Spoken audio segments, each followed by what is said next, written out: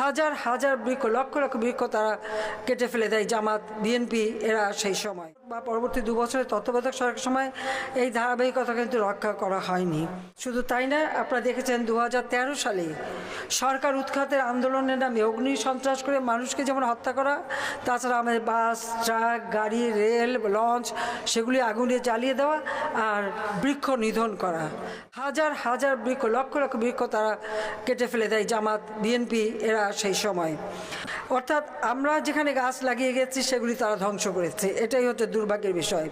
যা হোক, আমরা আমাদের যে গৃহীত পদক্ষেপগুলি আমরা করে গিয়েছিলাম তার সুফল মানুষ পেতে শুরু করে, কিন্তু এই ধ্বংসযজ্ঞগুলি সত্যি দেশের জন্য অনেক ক্ষতিকর।